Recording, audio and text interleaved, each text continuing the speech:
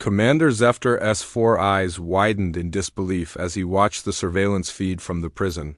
Transport vessel Crimson Fang, the massive Catherian warrior known as Shadowclaw, the most feared predator in three-star systems, was sitting perfectly still in his containment cell. Not pacing, not snarling, not testing the electromagnetic barriers that had cost the Galactic Council 40 million credits to develop specifically for him. He was sitting calmly. Almost peacefully. "This makes no sense," muttered Lieutenant Velinara, her tentacles twitching nervously as she adjusted the monitoring equipment. "Shadowclaw has killed 17 guards in the past month alone. He tore through a battalion of Zorak shock troops like they were paper, and now he's just quiet?" The Catherian species was legendary throughout the galaxy for their Volf-like appearance and utterly savage nature. Standing nearly 8 feet tall with midnight black fur, razor-sharp claws that could slice through titanium, and fangs capable of crushing bone, they were the apex predators of their homeworld. Shadowclaw was the most dangerous of them all. A former warlord who had terrorized entire sectors before his capture. "Sir, incoming transmission from the transport," announced Communications Officer Plix, his three-fingered hands dancing across the holographic interface. "Captain Mordek is requesting immediate medical assistance. He says something's wrong with the prisoner." Zefter leaned forward in his command chair, his scales shifting from blue to deep purple, a sure sign of anxiety among his people. "Put him through." The view screen flickered to life, revealing Captain Mordek's weathered face. The veteran Thelorian officer looked genuinely disturbed, which was saying something considering he'd been transporting dangerous criminals for over 30 years. "Commander, we have a situation. The Catherian. He's not behaving like himself. 3 days ago we took on a new crew member at Station Epsilon 7, a human female, Dr. Sarah Chun, assigned as our medical officer. Ever since she came aboard, Shadowclaw has been completely docile." "Docile?" Zefter repeated, the word feeling foreign on his tongue. "Captain, are you suggesting that a single human has somehow pacified the most dangerous predator in known space?" Mordek nodded grimly. "I know how it sounds, sir. But yesterday, Doctor Chun insisted on checking on the prisoner's health. Against all protocols, she entered his cell. Not only did Shadowclaw not attack her, but he actually seemed to protect her when one of my guards got too close." The bridge fell silent except for the gentle hum of the ship's systems. Zefter had been in charge of galactic security for 15 years, and in all that time he'd never heard anything so absurd. Humans were relatively new to the galactic community, having only achieved faster-than-light travel 50 years ago. They were considered average in most respects, not particularly strong, fast, or intelligent compared to other species. They certainly weren't known for any special abilities with dangerous predators. "Sir," Velinara whispered, "we're receiving the medical scans, Doctor." Chun performed on Shadowclaw. "His stress hormones have dropped by 70%. His brain activity shows patterns we've never seen before in a Catherian." Zefter studied the data streaming across his personal display. The readings were impossible to explain. Shadowclaw's neural patterns showed something that looked almost like contentment in a species that knew only aggression and dominance. Such a state should have been biologically impossible.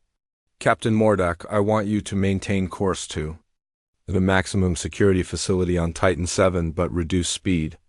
I'm dispatching a science vessel to rendezvous with you. We need to understand what's happening before this situation gets out of hand." "Understood, Commander." "But sir, there's something else. Dr. Chun has requested permission to continue studying Shadowclaw. She believes she can help rehabilitate him." "Rehabilitate?" Zefter's laugh was harsh and bitter. "Captain, Catherians don't rehabilitate. They're pure predators. Their entire society is built on violence and conquest. The idea that one human female could change fundamental biology is—" He trailed off as another data stream appeared on his screen. This one showed video footage from inside Shadowclaw's cell. The massive predator was lying down, his head resting on his paws, watching Dr. Chun as she made notes on her datapad. When she looked at him, his tail actually moved slightly, not the aggressive lashing that Catherians were known for, but something that almost resembled a wag. By the 7 moons, breathed Lieutenant Velinara. He's behaving like a domesticated animal. Zephyr felt a chill run down his spine. If humans possess some unknown ability to pacify dangerous species, it could change the entire balance of power in the galaxy. The Cytherians alone controlled 12 star systems through sheer force. If their warriors could be somehow tamed by human intervention, it would spark wars, political upheavals, and conflicts the likes of which the galaxy had never seen. Captain, I want that human isolated immediately. No contact with anyone except essential personnel, and absolutely no further contact with the prisoner. Sir, with respect, Dr. Chun is a civilian contractor. I can't confine her without cause, and she hasn't broken any regulations. In fact, she's been exemplary in her duties. Zephyr closed his 4 eyes and took a deep breath. The situation was spiraling beyond his control, and he had a feeling it was only going to get worse. In his experience, when something seemed too impossible to be true, it usually meant they were missing a crucial piece of information. Very well, Captain.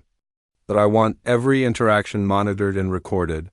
And if that Cytherian shows even the slightest sign of aggression, Dr. Chun is to be evacuated immediately. Understood, sir. Crimson Fang out.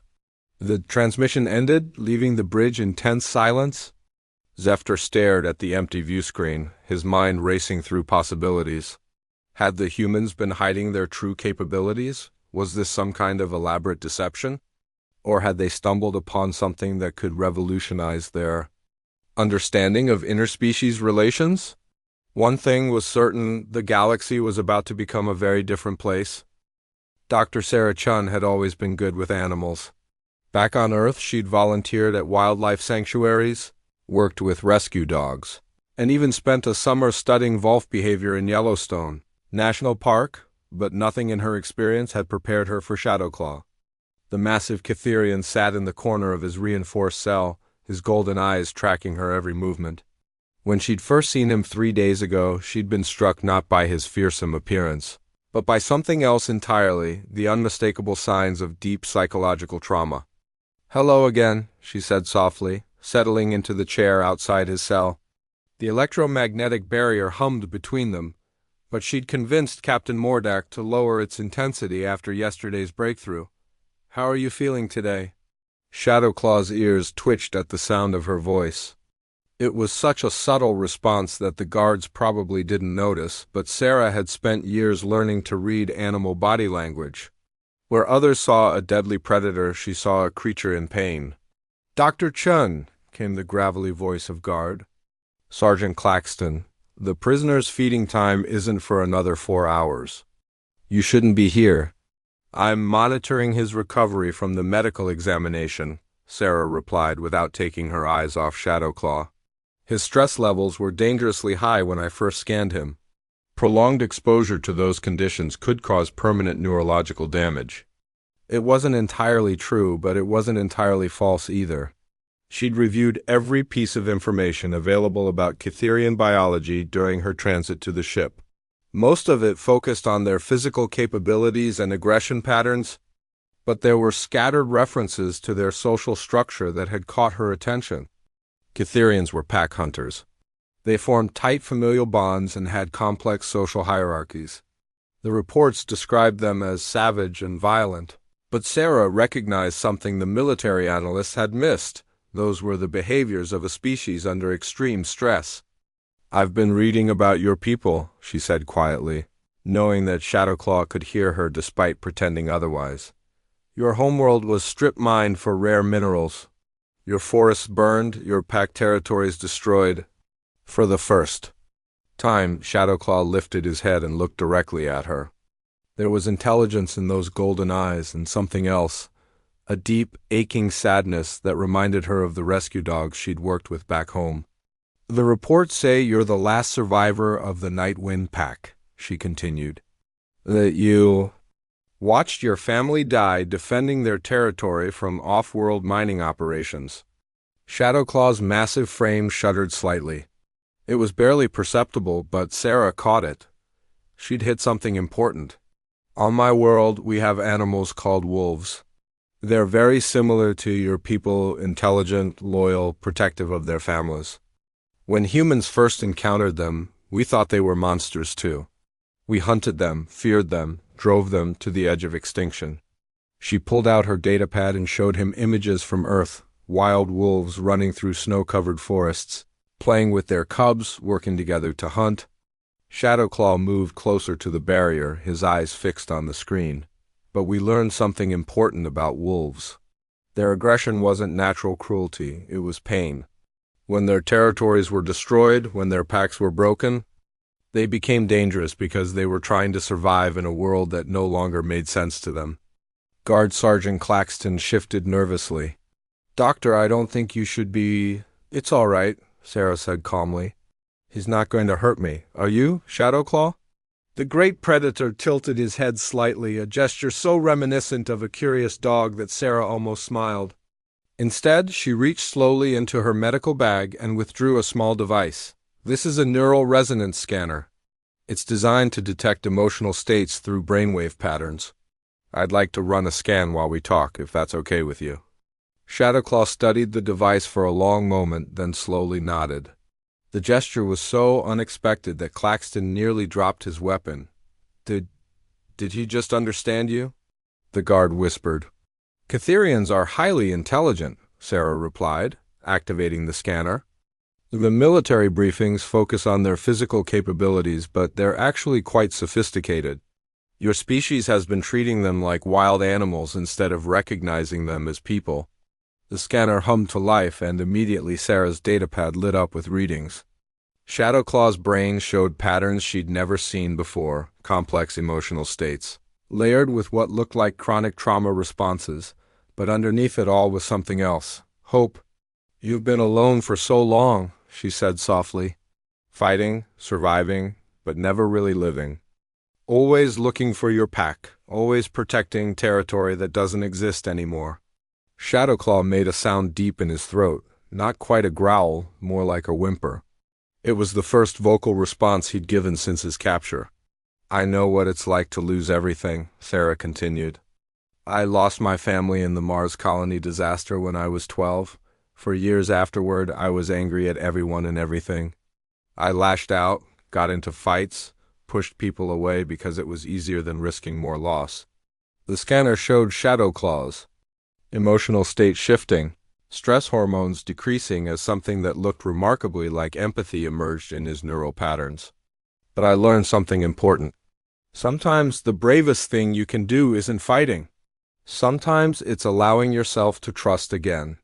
Slowly, carefully, Sarah reached toward the barrier controls. Claxton immediately stepped forward, weapon raised. "Doctor, what are you doing?" "Something that should have been done a long time ago," Sarah replied. "I'm going to treat him like the intelligent being he is, instead of a monster in a cage." She deactivated a small section of the electromagnetic field, just enough to slip her hand through. Claxton was shouting into his communicator, calling for backup, but Sarah ignored him. She extended her hand toward Shadowclaw, palm up, the same gesture she'd used with countless frightened animals. "The choice is yours," she whispered. "You can stay trapped in your pain and anger, or you can take the first step toward something better." For a heartbeat that seemed to last forever, Shadowclaw stared at her outstretched hand. Then, moving with surprising gentleness for such a massive creature, he reached out and touched her palm with one massive claw. The scanner went wild, showing neural patterns unlike anything in the medical databases. Whatever was happening to Shadowclaw, it was changing him on a fundamental level. And Sarah realized that it was changing her too. The emergency klaxons were still blaring when Commander Zefter materialized on the transport ship's bridge via quantum teleporter. Captain Mordick met him with a mixture of relief and bewilderment that perfectly matched the chaos erupting throughout the galactic community. "Sir, thank the stars you're here," Mordick said, his usually composed demeanor cracking.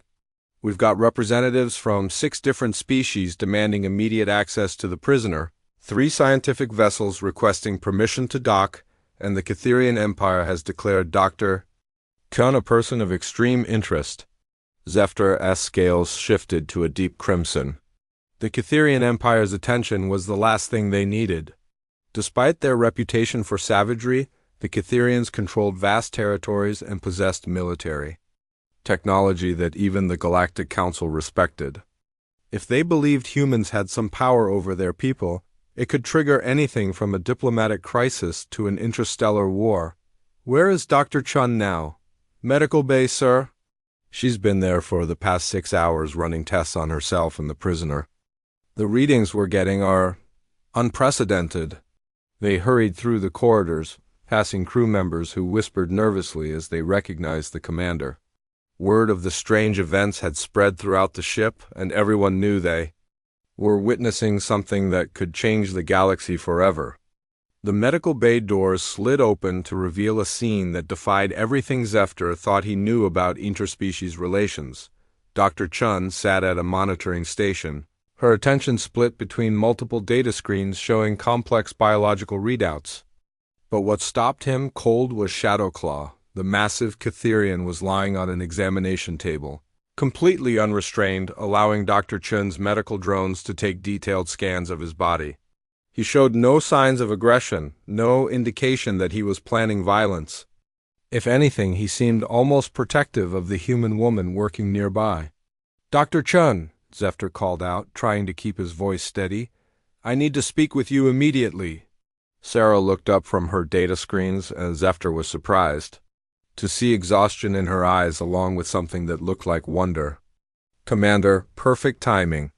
I've discovered something remarkable about the neural connection between humans and Catherians. It's not telepathy exactly, but there's definitely a form of quantum-level emotional resonance that—" "Doctor," Zephyr interrupted, "I need you to step away from the prisoner and come with me. The situation has become politically sensitive." "Politically sensitive?" Sarah's eyebrows rose. "Commander, we're on the verge of a breakthrough that could revolutionize how we understand consciousness and empathy across species lines. The implications for diplomacy, for conflict resolution." For a low growl from Shadowclaw cut her off. The massive predator had risen to a sitting position, his golden eyes fixed on Zephyr with unmistakable hostility. It was the first aggressive behavior he'd shown in days, and it was clearly directed at the perceived threat to Dr. Chun. "Fascinating," Sarah murmured, checking her scanners. "His protective instincts are engaging. Commander, I need you to take 2 steps back and lower your hands to show you're not a threat. Doctor, I am a representative of the Galactic Council. I don't take orders from—" Shadowclaw's growl deepened, and his claws extended slightly. Several guards moved to raise their weapons, but Sarah quickly stepped between them. "Everyone stop," she said firmly. "Shadowclaw, it's okay. Commander Zephyr isn't going to hurt me. He's here to talk." Incredibly, the Catherian's aggressive posture relaxed slightly, though his eyes never left Zephyr. "How are you doing that?" Zephyr demanded. "How are you communicating with him?" "I'm not entirely sure myself," Sarah admitted. "But I think humans and Catherians share something unique, a form of emotional resonance that's linked to our mammalian brain structures. Both our species evolved from pack hunters. Both developed complex social bonds and empathetic responses to survive." She gestured to her data screens, which showed overlapping neural patterns between her scans and Shadowclaw's.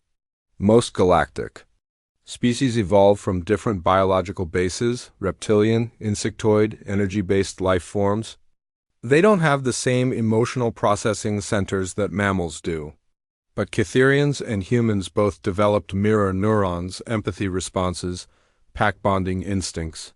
"You're saying humans and Catherians are compatible?" Zephyr asked, his mind racing through the implications. "More than compatible. I think we're complementary. Humans developed complex social cooperation and emotional intelligence, while Catherians evolved incredible physical capabilities and protective instincts. When those traits combine—" She trailed off as her scanner beeped with an incoming message. The holographic display showed the seal of the Catherian Empire. "Dr. Chun," came a deep, resonant voice, "I am Alpha Prime Vexstar, Supreme Commander of the Catherian Empire. I understand you have formed a bond with one of our people." Sarah glanced at Shadowclaw, who had gone very still at the sound of his own language being spoken. "Your Honor," she replied formally, "I've been providing medical care to a prisoner who was showing signs of severe psychological trauma.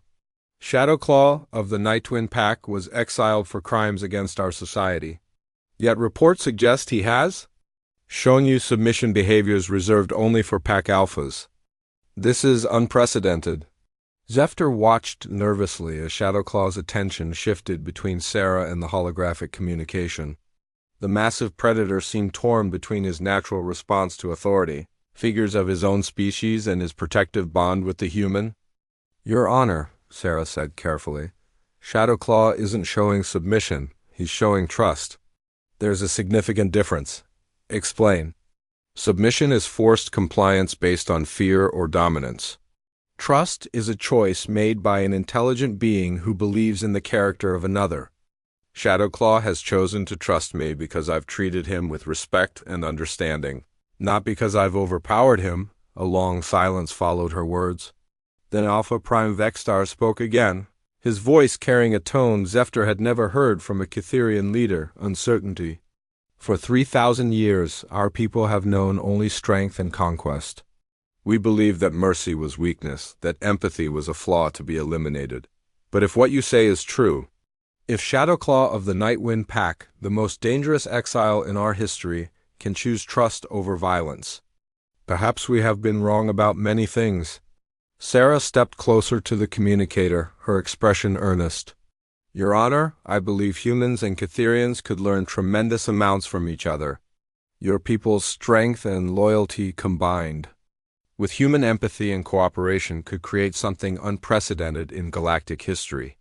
"Dr. Chun," Alpha Prime Vexstar said slowly, "I am sending a delegation to meet with you. If you can truly offer our people a path beyond endless conflict, then perhaps it is time for the Cytherian Empire to consider change." The communication ended, leaving the medical bay in stunned silence. Zephyr realized he was witnessing the first steps toward something that could reshape the entire galactic community, and it had all started with one human woman treating a dangerous predator with simple kindness. 2 days later, the transport ship Crimson Fang had been transformed into an impromptu diplomatic vessel. Representatives from dozens of species crowded the observation decks. Scientific equipment lined every available corridor, and security teams from 3 different governments maintained an uneasy peace throughout the ship. Sarah stood in the main conference room, fighting down her nerves as she faced the most diverse gathering of alien dignitaries she'd ever seen. At the head of the table sat Alpha Prime Vexstar himself, a massive Cytherian whose silver-streaked fur and numerous battle scars spoke of countless conflicts. His golden eyes, so similar to Shadowclaw's, studied her with an intensity that would have terrified most humans. "Dr. Chun," he rumbled, his voice carrying the authority of someone accustomed to absolute obedience, "my Science Council finds your claims difficult to accept. Cytherians do not form bonds with other species. We conquer them or we destroy them. It is our nature." "With respect, Your Honor," Sarah replied, her voice steady despite the magnitude of the moment, "I don't think conquest and destruction are anyone's true nature. I think they're learned responses to trauma and fear." A ripple of shocked murmurs ran through the assembled delegates. No one spoke to Cytherian leaders with such directness and lived to tell about it. Alpha Prime Vexstar's ears flattened against his skull, a clear warning sign among his people. "You dare suggest that the Cytherian Empire is built on weakness?" "I'm suggesting it's built on pain," Sarah said quietly. "And that pain has made your people forget who they really are." Before anyone could react to this apparent insult, the conference room doors opened and Shadowclaw entered. But this wasn't the savage prisoner who had terrorized guards and torn through security systems. This was a being transformed. He moved with quiet dignity, his massive frame no longer radiating menace but rather a calm confidence. He wore simple clothing rather than restraints, and his golden eyes held a clarity that hadn't been there before. Most remarkable of all, he walked directly to Sarah's side and sat down, positioning himself protectively between her and the other delegates. "Impossible," whispered High Counselor Threndel of the Zorvian Federation. That creature was classified as irredeemably violent. How is he? Free, Sarah finished. He's free. Free from the trauma that was driving his aggression. Free from the isolation that was feeding his rage. Free to choose who he wants to be rather than being trapped by what others expect him to be. Alpha Prime Vexstar stared at his fellow Catherian in obvious shock. Shadowclaw of the Night Twin Pack, you were exiled for killing civilians, for refusing the authority of the Pack Alphas, for choosing violence over honor. Yet now you sit peacefully beside an alien female? Shadowclaw spoke for the first time, his voice rough with disuse but surprisingly gentle. I chose violence because violence was all I had left. My pack was dead, my territory was ash, my purpose was gone. But this human, she showed me that there were other choices. She has made you weak, Alpha Prime Vexstar snarled. She has made me strong, Shadowclaw replied calmly. For the first time since the mining ships came, I am not acting from fear or rage. I am acting from hope. Sarah pulled up holographic displays showing the neural scans she'd been taking over the past week. Your Honor, these readings show that Shadowclaw's brain activity has actually increased in areas associated with complex reasoning, emotional regulation, and social cooperation. He hasn't become weaker. He's become more fully himself. The human female speaks truth, came an unexpected voice from the back of the room. An elderly Catherian female stepped forward, her gray fur and dignified bearing marking her as someone of great age and wisdom. I am Wise Mother, Calathon of the Starwind Pack. I have lived for 3 centuries and watched our people descend into endless war. What I see in Shadowclaw now is what our warriors were like before we forgot ourselves. Alpha Prime Vexstar's expression shifted from anger to uncertainty. Wise Mother, you cannot mean to suggest. I mean to suggest that this human has done something we thought impossible. She has healed one of ours. Calathon moved closer to examine Shadowclaw, her experienced eyes taking in every detail of his transformation. Look at him, Alpha Prime. When did you last see such peace in the eyes of a Catherian warrior? The silence that followed was profound. Sarah realized that every being in the room was grappling with implications that could reshape their understanding of civilization itself. Your Honor, she said carefully, I'd like to propose an experiment. Allow me to work with a small group of Catherian volunteers. Let me see if this bond can be replicated, if healing is possible on a larger scale. And if it is? Alpha Prime Vexstar asked. Then maybe the galaxy can move beyond conquest and destruction? Maybe we can find a way for all species to work together instead of constantly fighting for dominance. Commander Zephyr stepped forward, his scales now a pale blue of fascination rather than the red of alarm. Dr. Chun, what you're suggesting could change everything. The Catherian Empire controls 12 star systems. If their approach to expansion shifted from conquest to cooperation, the balance of power across the galaxy would fundamentally alter, finished High Counselor Threndel. Other species might demand similar ... treatments. The entire social order could collapse. Or evolve, Sarah countered. Maybe the current order isn't working. Maybe it's time to try something based on partnership rather than domination.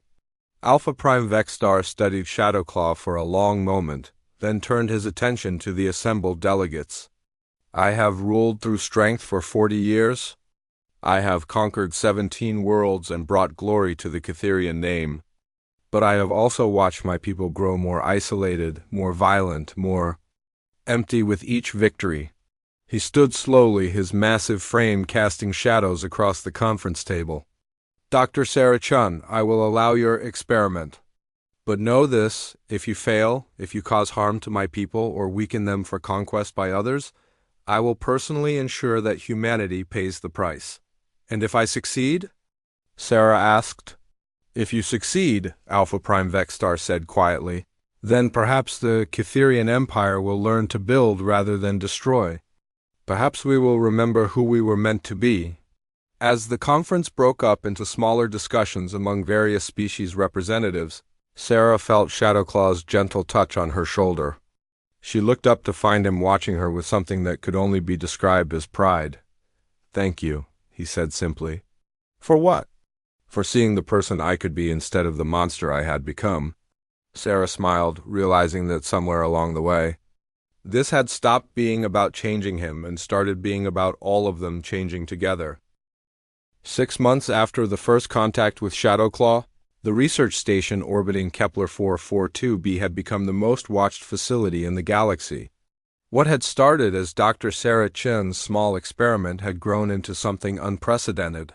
A new model for interspecies cooperation that was challenging everything the galactic community thought it knew about civilization. Sarah walked through the observation deck, watching the latest group of volunteers work together in the recreation area below. 12 Catherian warriors, all former prisoners or exiles, were engaged in various activities with their human partners. But these weren't the broken, rage-filled creatures that had arrived months earlier. These were beings rediscovering parts of themselves they had forgotten existed. The results continue to exceed all projections, said Dr. Marcus Webb, Sarah's research partner who had arrived from Earth 3 months prior. Neural coherence between bonded pairs has increased by an average of 47%. Aggressive incidents have dropped to 0. Problem-solving capabilities have improved dramatically. It's not just the statistics, Sarah replied, watching, as Shadowclaw taught a young Catherian female named Moonhowl how to read human expressions. Look at them, Marcus. They're learning to be happy again. Through the reinforced windows, they could see extraordinary scenes of cooperation. Catherian warriors, beings bred for conquest and violence, were working alongside human researchers, artists, and diplomats. They were sharing meals, collaborative on art projects, even playing games together. Most remarkably, they were laughing. Dr. Chun, incoming priority transmission from the Galactic Council, announced the station's AI. Admiral Corvex of the Draconian Empire is requesting immediate conference. Sarah sighed. The Draconians had been the most vocal opponents of the project, claiming it represented a threat to galactic stability. Their society was built on strict hierarchies and military discipline, and the idea of emotional bonds superseding chains of command terrified them. The holographic display activated, revealing Admiral Corvex's imposing reptilian form. His scales were a deep emerald green, and his slitted eyes held the cold intelligence of an apex predator. Dr. Chun, I trust you've seen the latest reports. From the Outer Rim territories? What reports? Sarah asked, though something in the Admiral's tone made her stomach clench with worry. 3 Catherian colonies have petitioned to join your program. They're abandoning their military posts, refusing orders from the Empire, demanding human partners to help them transition to what they call the new way. The entire Catherian command structure is beginning to collapse. Sarah felt the weight of galactic politics crushing down on her. Admiral, these beings are choosing to participate freely. They're not abandoning their duties. They're evolving beyond the need for constant conflict. They're abandoning their nature, Admiral Corvex hissed. And worse, they're inspiring others to do the same.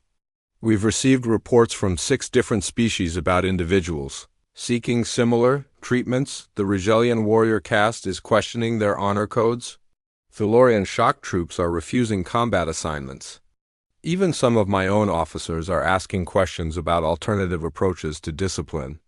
The implications hit Sarah like a physical blow. She had focused so intently on helping individual beings heal that she hadn't fully considered how that healing might spread across entire civilizations. Dr. Chun, came another voice as Alpha Prime Vexstar materialized beside Admiral Corvex's transmission. My own military commanders are divided. Half see the wisdom in this new path, while half view it as betraying everything we've built as a people. The Empire stands on the edge of civil war. Before Sarah could respond, alarms began blaring throughout the station.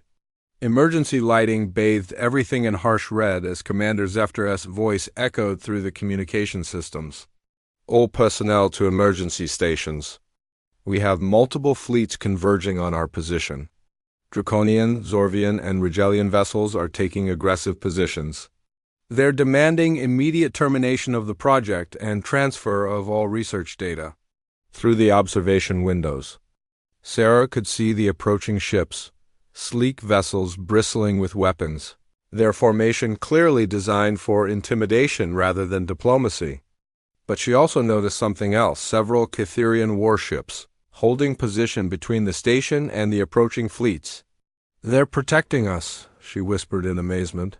Shadowclaw appeared at her side, his expression grim but determined.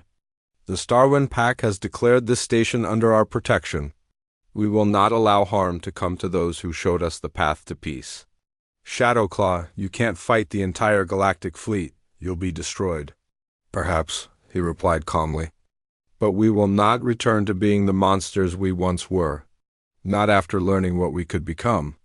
Admiral Corvex's transmission crackled with interference as weapon systems powered up across both fleets. "Dr. Chun, you have 30 minutes to surrender all research data and personnel for detention. This experiment ends now, before it destroys the stability of civilized space." Sarah looked around at the faces surrounding her, human researchers who had dedicated their lives to understanding consciousness and empathy, Cytherian warriors who had chosen transformation over violence, alien diplomats who had come to witness history in the making. All of them were counting on her to find a solution that didn't end in bloodshed. "Admiral Corvex," she said, her voice carrying across the communication channels to both fleets, "I understand your concerns. Change is frightening, especially when it challenges everything we think we know about ourselves. But what if I could show you that this isn't about weakness or abandoning nature? What if I could prove that what we've discovered here could make all our civilizations stronger, not weaker?" "You have 28 minutes, Dr. Chun. Use them wisely."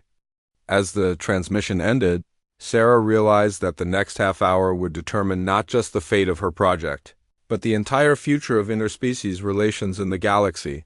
The beings around her looked to her for leadership, but she was just one human woman who had stumbled onto something extraordinary. She looked at Shadowclaw, drawing strength from his calm confidence. "Are you ready for one more leap of faith? With you?" "Always." Sarah activated the station's main communication array, preparing to broadcast to every ship in the system. It was time to show the galaxy what they had really discovered, not a way to make warriors weak, but a way to make everyone stronger than they had ever imagined possible. Sarah stood before the massive holographic array, her voice carrying to every ship in the system as hundreds of beings across dozens of species watched and listened. The tension was so thick it seemed to crackle through the vacuum of space itself. "I know many of you see what we've accomplished here as a threat," she began, her voice steady despite the magnitude of the moment. "You believe we're making warriors weak, breaking down the structures that have maintained order for thousands of years. But I want to show you something that might change your perspective." She gestured to Shadowclaw and the other Cytherian volunteers who had gathered around her. 6 months ago, these beings were considered the most dangerous predators in known space. Violent, unpredictable, impossible to reason with. But watch this. The station's main display lit up with tactical scenarios, complex military problems that would challenge even the most experienced strategists. These are simulation exercises, created by the Galactic Council's own tactical division. Previously, Cytherian warriors approached these scenarios with brute force, achieving success rates of approximately 30%. Data streams flowed across the display as the Cytherian volunteers began working through the problems. But they weren't working alone. Each was paired with a human partner, and their approach was completely different from traditional Cytherian tactics. "Now watch," Sarah continued. "The same warriors, but working in partnership with humans who help them access not just their aggressive instincts, but their intelligence, creativity, and emotional awareness." The results were staggering. Success rates jumped to over 90% as the Cytherian human teams found solutions that purely military minds had never conceived. They used diplomacy to avoid conflicts entirely, employed psychological tactics to neutralize threats without violence, and developed strategies that protected civilians while achieving objectives. "Impossible," breathed Admiral Corvex over the open channel. "Those scenarios were designed to have no peaceful solutions. They were designed by minds that only knew one way to solve problems," Sarah replied. But when you combine Catherian strength and loyalty with human empathy and innovation, suddenly impossible becomes inevitable. Alpha Prime Vextar's image appeared on screen, his expression a mixture of wonder and concern. Dr. Chun, while these results are impressive, you still haven't addressed the fundamental issue. How do we maintain order if our warriors choose cooperation over obedience? Your Honor, may I suggest that you're asking the wrong question? The real question is, why do you need to maintain order through fear when you could achieve it through genuine loyalty? She activated another display. This one showing psychological profiles of the volunteer Catherians over the past 6 months. Look at the data. Stress hormones down 70%. Cognitive function up 60%.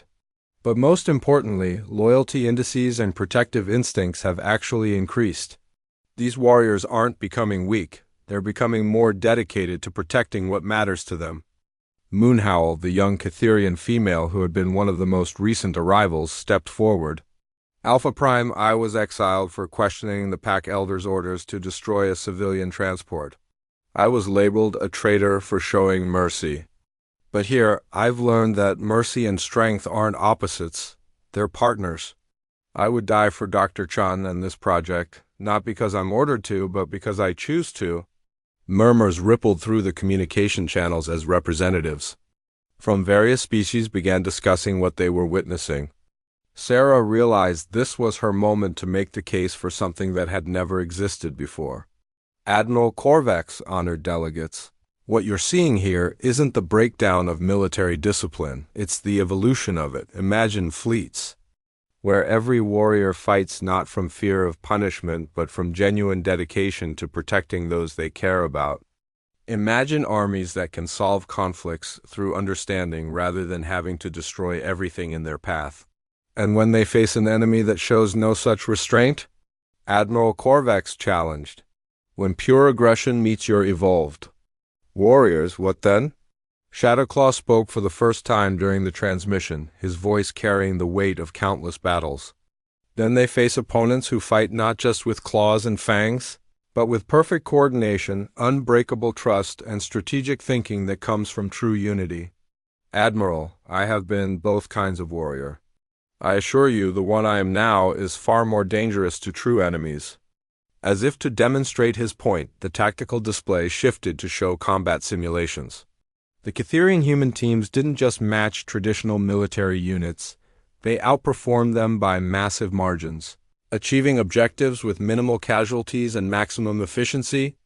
The galaxy stands at a crossroads, Sarah continued, her voice growing stronger as she sensed the shifting mood among the fleets.